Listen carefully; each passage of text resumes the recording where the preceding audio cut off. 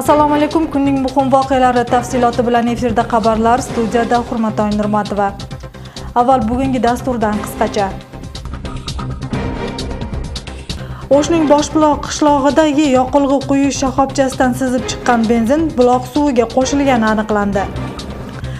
Qirg'izistonlik ko'pkarichilar O'zbekistonda bo'ladigan jahon chempionatiga ishtirok etishdan bosh tortishdi. AQShning Tinchlik korpusining ko'ngillilari Jaloloboddagi giyohvand modda bilan qo'lga olindi. Bu haqda oblast ichki ishlar bosh boshqarmasidan bildirishdi.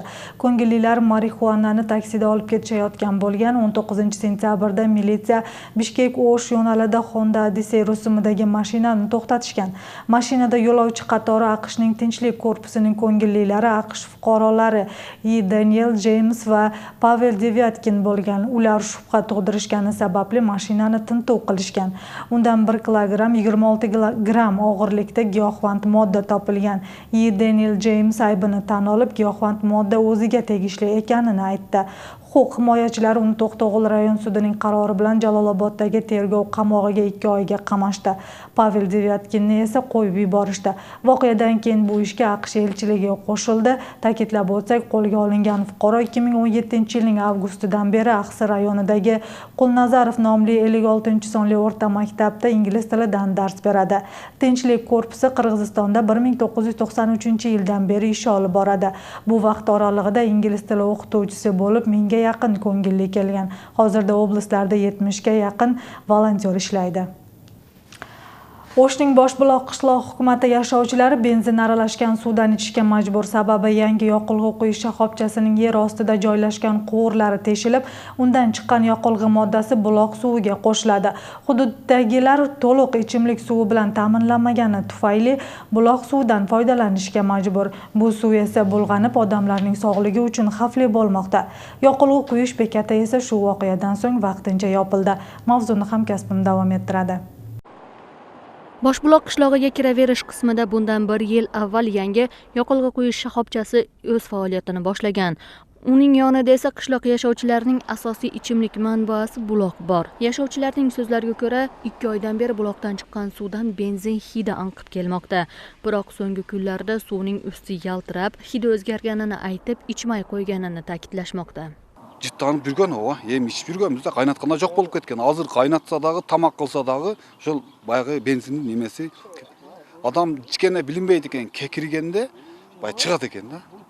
Немен бензиндин немесичи. Ошол эми зыян жагы көбүрөөк болот.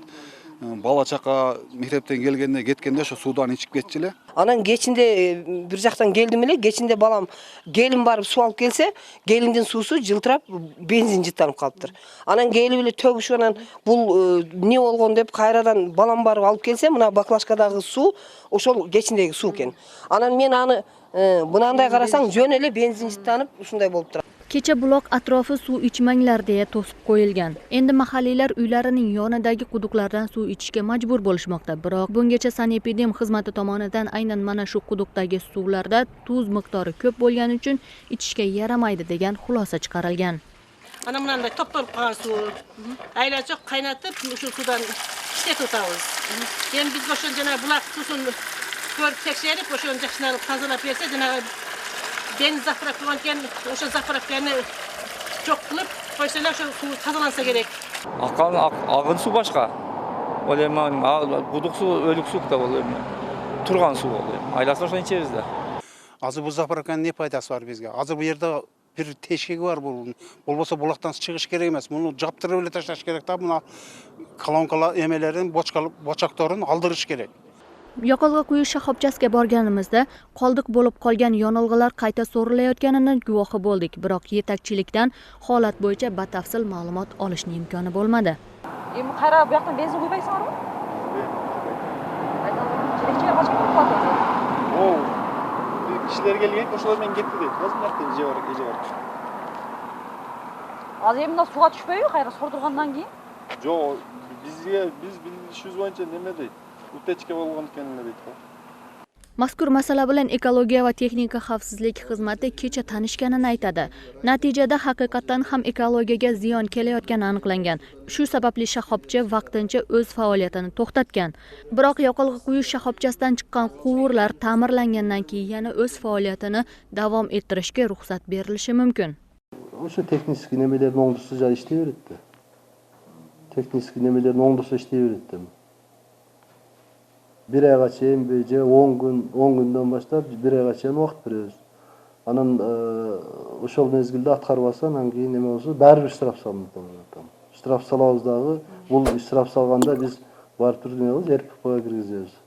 Buzular boyunca kodeks boyunca ana UVD'nın ERPP'sine girgizemiz. ERPP'sine girgizemiz oşol boyunca değişik ediyor. Ekologiya va texnika xavfsizlik xizmati bilan qishloq hukumati shoxobchani barcha hujjatlari joyida ekanini aytishmoqda. Biroq yashovchilar qurilishga norozi bo'lishganini aytishadi.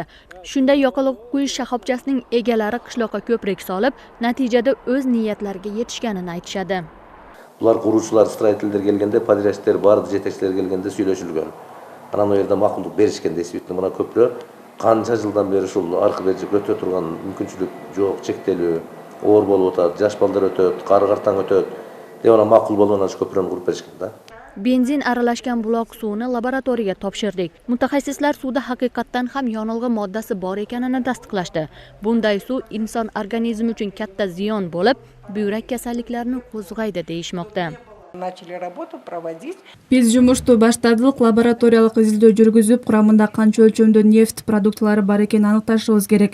Көрсөткүчтөрү болот. Суунун құрамында керосин же бензин барбы жана алар канча өлчөмдө деген. Биз буларды азыр алдын ала айта албайбыз. Попал керосин ли или попал бензин ли, мы это пока не можем вам сказать. Laboratoriya tekshiruvlari 30-sentyabrda yakunlanadi. Natijada buloq suvining inson organizmi uchun qay darajada xavflilik darajasi aniqlanadi. Biz xabarlar ma'lumot dasturi orqali bu masalaga yana to'xtalamiz. Hilol Ashurova, Nurjamal Barg'ubayeva, Qimmat Abdusamatog'li, Intimaq. Ko'pkari bo'yicha Qirg'iziston terma jamoasi O'zbekistonda bo'ladigan jahon chempionatiga qatnashishdan bosh tortdi. Bu haqda Ko'pkari federatsiyasi bildirdi. Ma'lum bo'lishicha, O'zbekistonda ko'pkari emas, ko'kpar bo'yicha jahon chempionati o'tadigan bo'lgan.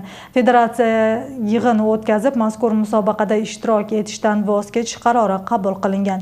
Chempionlikning qoidasiga to'g'ri kelmay qolaversa, ko'pkari emas, ko'kpar o'yini o'tkazilmoqda. Shu sababli qirg'iz ko'pkarichilari bu o'yin qoidasi bilan o'ynashdan bosh tortishdi.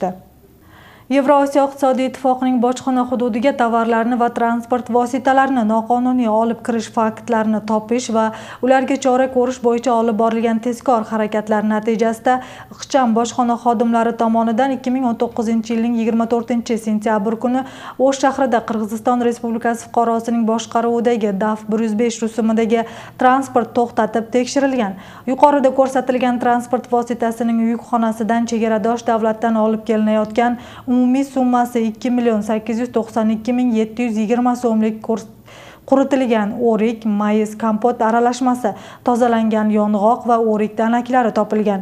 Haydovchi Yevrosiyo iqtisodiy ittifoqi hududiga olib kelinayotgan tovar qonuniyligini tasdiqlovchi bojxonaga tegishli birorta ham hujjat ko'rsata olmagan. Mazkur fakt jinoyatlarning umumiy reyestriga ro'yxatga olinib, materiallar tegishli bo'limlarga o'tkazib berildi.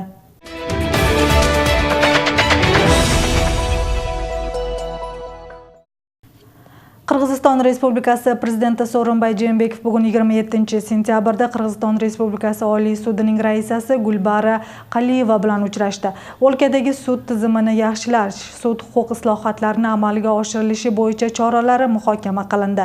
Davlat rahbari islohotlarni amalga oshirish, korrupsiyaga qarshi davlat siyosatini olib borish va sud adolatliligini ta'minlash orqali fuqarolar huquqlari va erkinliklarini himoya qilishda sud organlarining roli o'zgacha ekanligini ta'kidladi. Prezident Sooronbay Jeenbekov shuningdek aholini sud tizimiga bo'lgan ishonchini mustahkamlash, obro'sini oshirish va jamoatchilik bilan aloqani izga solish kerakligini bildirdi. Oliy sud raisasi Gulbara Qaliyeva 2019-2022 yillarda Qirg'iziston Respublikasi sud tizimini rivojlantirish, davlat dasturining asosiy yo'nalishlari va amalga oshirish choralari haqida ma'lumot berdi. Bu dastur birinchi navbatda mustaqil sud hukumatini tuzish, fuqarolarning huquq va erkinliklarini sudda himoya qilish kafolatini ta'minlash, adolatli sud samaraliligi va sifatini yaxshilashga yo'naltirilganini bildirdi. 2019 yilning 8 oy oralig'ida Qirg'iziston Respublikasi prezidenti nomiga fuqarolardan 10.126 ta murojaat kelib tushgan. Mustaqil hamdo'stlik davlatlari va boshqa o'lkalardan 181 ta murojaat tushgan. Murojaatlarning ko'pi sud va huquqni himoya qilish organlariga tegishli. Prezident va uning apparati nomiga kelgan murojaatlarga masalalarning ko'pchiligi tahlillar ko'rsatishicha mahalliy darajada, mahalliy hukumat tomonidan hal qilinuvchi masalalar va davlat rahbarining bevosita aralashuvini talab qilmaydi.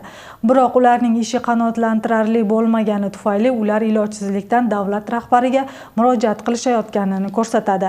Kelgan barcha 7726 murojaatning 6228 tasi nazoratga olinib, ularning 5643 tasi o'z vaqtida bajarilib, 585 tasi esa muddatiga mos ravishda bajarilmoqda. Qolgan 1498 murojaatdagi masalalar davlat va o'z-o'zini boshqarish, sud va huquqni himoya qilish organlarining muhokamasiga jo'natilib, natijasi bo'yicha fuqarolarga tegishli javob va tushuntirish ishlari olib borildi. O'sh oblast kasalxonasi ta'mirga muhtoj. Ob-havo o'zgarib, yomg'ir yoqqan vaqtda chakka o'tib bemorlar qiyin ahvolda qolishadi. Bu haqda bugun kasalxona jamoasi xalq vakillari bilan bo'lgan uchrashuvda bildirishdi. Ularning fikricha, oblastning barcha rayonlaridan bemorlar kerilib davolangani sababli ularga o'rin yetishmaydi. Bu holat shifokorlar bilan bemorlar o'rtasida kelishmovchilikka sabab bo'ladi. Uchrashuvga kelgan xalq vakillari yuqorida aytilgan masalalarni qanday hal qilishadi? Navbatdagi lavhada bilib olasiz. Yoshi 80 dan oshib qolgan turg'un xola shifokorlar bee'tiborligidan norozi bo'lmoqda. Sababi u 26 sentyabrdan 27 sentyabrga o'tar kechasi O'sh oblastlari birlashgan klinik shifoxonasiga buyragi bezovta qilib murojaat qilgan. U og'ir ahvolda bo'lishiga qaramay qabul qilish bo'limidagilar e'tiborsiz bo'lishganini aytadi. Maaş onun qo'lida yo'q, bevachara haqorat. Qayerdan ishini oladi deb 4 kun yotib chiqib ketganman. O'sha qog'oz jadimda. O'sha qog'ozni ko'rsatsamda kechqurun qaroy qo'yotadi. Darrov onani kasalxona yetakchisi bilan uchrashtirishga harakat qildik. Yetakchilikning so'zlariga ko'ra, agar bemor zaruriy tibbiy yordamga muhtoj bo'lmasa, u holda bemor maxsus tekshiruvlardan o'tgandan keyin kasalxonaga yotqiziladi. Shuni qarab turib, kechqurungi vrachning ko'ngil bo'lmay qo'ydi-ku. Ne degan, biz chındık deb yurib, chirqirab, ikki jo'ra ko'tarilishga chiqqanmiz. Haqday albayapmiz. Hozir men dayandab qo'ydim. Эми бизге келгендердин бардыгы кечиктирилгис тез жардам бөлүмү деген бар, ошол жерде каралат. Жөн жерден мындай жөн эле келсе алып же эме кабыл албайбыз же мындай башка нерселерди талап кылбайт. Turg'un onaning so'zlariga ko'ra, bu birinchisi emas. Shifokorlar odam tanlab muomala qilayotganini qo'shimcha qildi. Ошол кылганыңар Кудайдын жолуна да туура келем, мыйзамга да туура келем. Айтып бергилечи. Бирок токтоптур. Врачтар мисалы ак калат кийгенде, антып бергенде не деп аласыңар, не деп бересиңер. Не, кимдин колунда бар экен, кимдин колунда жок экен деп карайсыңарбы? Любойуна кирчи. Сен кирбесең, башка адам келсинчи, колуңда акчаң болсо, байсың. Карайт. Mazkur voqeani yetakchilik o'z nazoratiga olishini qo'shimcha qildi. Только по показаниям деп коет. Ошол показаниясы болсо, срочно жаткырганга, экстренно жаткырганга, анда биз жаткырабыз. Калгандарын болсо, жаңында кайталап өттүм жогоруда. Амбулатордук түрдө кеңешибизди берип, амбулатордук түрдө аныктап, андан кийин жаткырабыз да. Азыр эми бул эжени дагы кайра биз ошол отделениябыз бар. Отделениябызда азыр карайбыз. Карагандан кийин ал жерден коюшат. Показания, экстренный госпитализацияга показания барбы же пландуу түрдө жатабы? Эгерде пландуу түрдө боло турган болсо, очередке коюп пландуу түрдө жаткырабыз.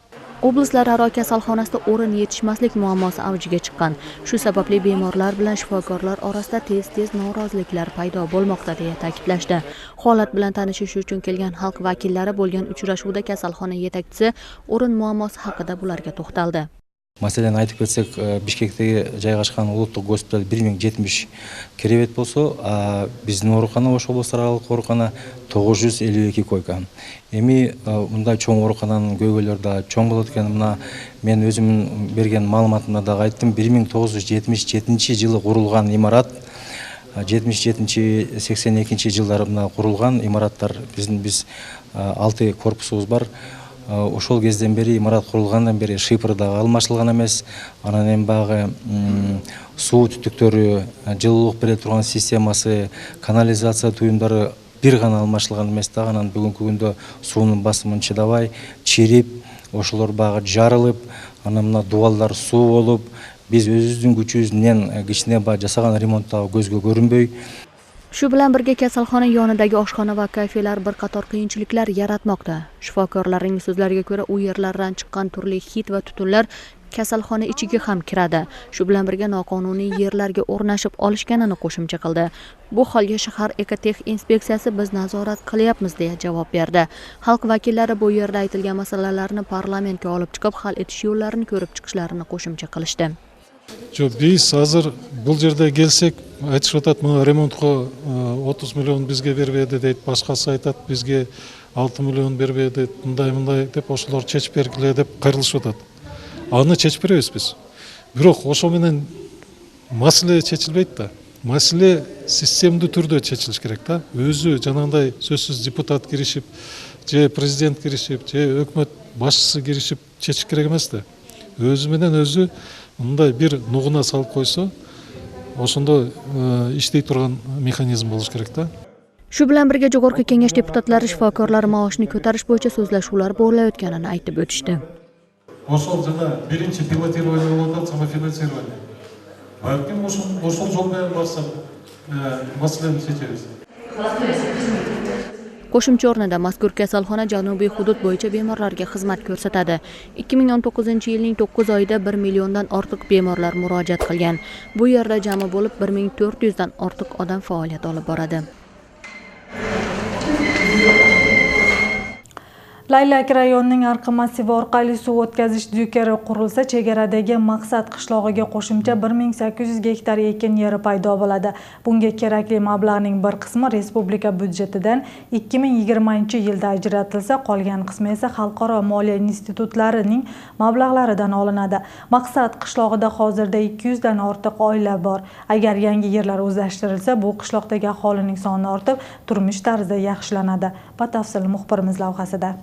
Laylak tumanining chegaraga yaqin hududdagi Maqsad qishlog'ida yashaganlar sharoit og'irlashib ketgani sababli ko'pchilik o'z istiqomat qilgan hududlarni tashlab ketishga majbur bo'lishmoqda. Ularni bu qadamga borishlariga ijtimoiy masalalar hal etilmagani turtki bo'lmoqda. Bizda mana yoqda suv chiqmagan qayroqchilar ayoy ko'p. Eğer uşuğa bizde Jog'ortoqlar qarab suv chiqarib berse, biz baldarimizni bo'lib, elda olib kelib ko'paytamiz. Xudo xolasa, elimiz ko'payib, qanchalik ko'p bo'lsa, bizga o'shuncha kuch to'ladi. Maqsad qishlog'i Botken oblast hududidan 200 chaqirim olisda joylashgan bo'lib, Tojikiston bilan chegaradosh hududda. Qishloq rahbarining so'zlariga ko'ra, ichimlik suvi yo'qligi sababli mazkur hududda aholi boshqa yerga ko'cha boshlagan. Yoshlarning uy solib ko'chib keluvchi uchun bizga eng zarur bo'lgan masala bugungi kunda poливной suv masalasi bo'lib o'tadi. Ondan sirtqari toza suv masalasi chechilsa yaxshi bo'ladi. O'shanda 4-5 kilometr eğer kanalni qo'shib bersak, bayog'i 1000 qo'jalikdan oshiq tamar qolganlar uy joy solib ko'chib keladi degan cho'ng umiddadik. Chegaradagi aholini sharoitini yaxshilash uchun Qirg'iziston hukumatı bungacha qishloqqa o'rta maktab, FAP va qishloq militsiya bo'limini qurib bergan. Qishloqdagi 300 gektar yer maydonini transformatsiya qilib, uchastka qatori bo'lib ham bergan. Suvdu чыгаруу менен Мақсат айылынан андан ары арка өрөөнү бар. Асыл арка өрөөнүндө дагы өздөштүрүлбөгөн жерлерге суу жеткирүү ушул бюджеттин алкагында каралган. Ал эми Мақсат өрөөнүндө 1800 гектар жерге бүгүнкү күндө ушул айтылган бюджеттин негизинде жерлер өздөштүрүү каралган. Maqsad qishlog'i 1995-96 yillari tuzilib, u yerga asosan qo'shni qishloqlardan ko'chib kelishgan. Qishloqqa suv tortilsa, unda yon qishloqlar ham suv bilan ta'minlanishi aytildi. Hilola Ashurova, Asqar Baymuratov, Jirg'al Abdujalolog'li, Intimoq, Botken shahri. O'sh shahrida inson huquqlari va qadri hududiy loyihasi asosida o'z yurtiga kelgan muhojirlarning va tegishli xizmatlarning ishtirokida davra suhbati bo'ldi. Unda muhojirlar chet o'lkaga chiqqanda qanday huquqlarga ega bo'ladi? Ularning huquqlarini kim himoya qila oladi? Mana shunday savollar asosida suhbat bo'lib, migrantlarga yaratilgan imkoniyatlar tanishtirildi. Joriy yilning yoz oylarida inson huquqlarini takomillashtirish bo'yicha volontyorlik ishlari haqida faol muhojirlar uchun o'quvlar o'tkazildi. Unga Qirg'izistonning 7 oblastidan ijtimoiy tomondan faol lider migrantlardan 30 nafari qatnashdi. Mazkur loyiha AQShning Xalqaro rivojlantirish bo'yicha agentligi tomonidan qo'llovga olinib, Roza O'tumbayeva tashabbusi Xalqaro jamoatchilik fondi tomonidan o'tkazilgan. Bugun o'sha yerga kelgan migrantlarda cho'ng o'zlarining nimasini aytadi. Undan sirtqari eng negizgi masala bizda shu migrantlarning jalpi ketib жатқан migrantlar o'sha joyga borib, shu o'lkada borib ishlaganda o'sha o'lkaning huquqlarini biladi, normativlik aqtalarini biladi. O'sha masala shunda o'tadi. То есть bilik organlari biz bu joqdan o'sha ketib жатқан migrantlarni dayardab, alardan huquq jiqdan dayarlash kerak. Antkeni o'sha joyga borgandan keyin bizning migrantlarning huquqi qanday qo'rg'alib o'tadi. Hozirga o'r turmushga qabul qilsa biz qanday yordam beramiz bilik organlari. Masala bugungi dialogning negizgi ma'nosi shu bo'ladi. Bugun intimaq muxbirlari tomonidan tayyorlangan xabar va lavhalar mana shulardan iborat. Dam olish kunlaringiz mazmunli o'tsin. Xayr-omon bo'ling.